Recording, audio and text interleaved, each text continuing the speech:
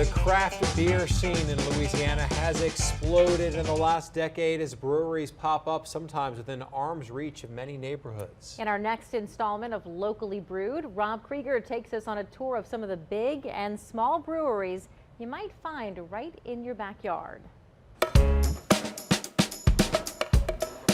The breweries in Southeast Louisiana these days are beginning to pour over. From large-scale production facilities to the more pint-sized shops, it's a bustling scene of brews. But a little more than 15 years ago, nearly all of these places didn't exist. There were just no operating breweries after Katrina, and this was very much a market that needed an influx of beer. Very quickly, though, in the past decade, that need is filled. Almost across the board, these places got their start right at home. He totally was obsessed to the point where, home brewing every weekend, any chance he got. And then one day, I'll never forget this moment because, you looked at me and you were like, I was put on earth to brew beer. And I was like, dude, go for it. Zach and Carrie Carmonta, the owners of Gnarly Barley in Hammond, turned a passion for home brewing into major business, canning the stuff they love to drink to share with others. It's a similar story over at Chafuncta Brewing Company, where this husband and wife team saw a niche that was ready to explode. We saw the need for it in Louisiana. Well, we were actually the 7th craft brewery to open in the state. Now they're in the 40s.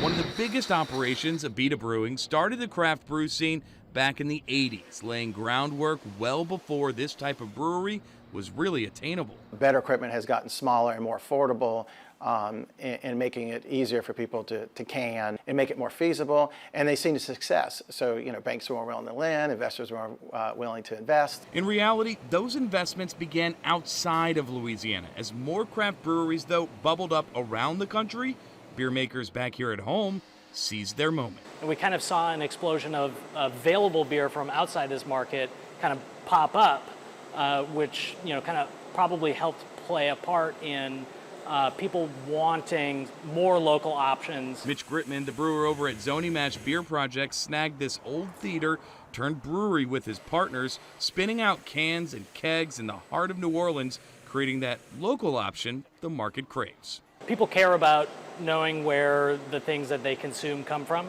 and people love local products. And I think people really appreciate that, and they know what goes into it. And it's a lot of times a smaller operation, so they feel more a part of it, right? Not just some big box beer company. It's kind of what drives us every day is to be unique, put out special beers, really challenge ourselves to take flavors that maybe aren't commonly found together, but bring them together in some form or fashion. Over at Urban South on Chapatulas, they've stretched beyond just making local brews into the experimental crafting creations you'd never expect. We're using things like white chocolate, peach gummy rings, that will actually immersion blend and add into the beer. So it's just really fun. Many of those fun ideas often come from other breweries. I think that it's a camaraderie and an openness in the industry. Scott Wood runs what might be one of the smallest shops in town, but with big flavors.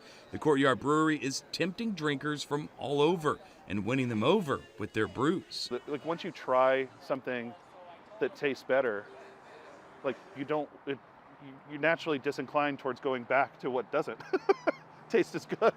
It's a focus on great beer and the community that extends from a small brewery like Courtyard all the way to Faubourg in the east. So we're able to take and make all the beer on site, do all the quality in-house, and package everything here as well. And it's just nice to bring production back to New Orleans, have local New Orleans employees, and to really help drive community through a local product. While Faubourg is filling cans by the thousands, others are just getting juiced up, creating a community that's thrilled for each brewer's success. All of the manufacturers know each other. We all drink each other's beers. We support each other. So it's been really over the last 7 or really 6 years blossoming quickly. We don't look at it that way at all. Competition, we don't look at it If you look at the aisle still today, Budweiser and Coors Light and all those beers, they take up a huge section still today. There's plenty of room for growth. Each of our paths to success is completely different because it's based on what we personally want.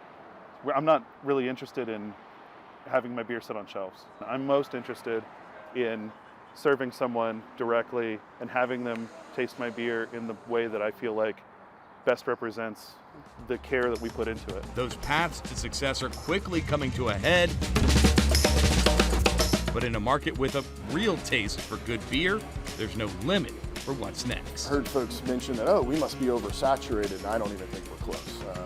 There's 9,000 breweries in the country, and they've been thriving for decades, and we're only just kind of getting ramped up. Rob Krieger, Fox 8, Local First. So many options. I love how they all support each other too. Yeah, That's pretty cool. Not really competition. And I love the names, the creative names for each of them. And Cha Funkta I know, and it's good Gnarly stuff. Barley. Yeah. All right, and tomorrow night, Rob will take us into the tap rooms that are creating a venue for even more businesses, as well as a welcoming space for families. You can also check out our website with a map of all the breweries in our area on our website at fox8live.com.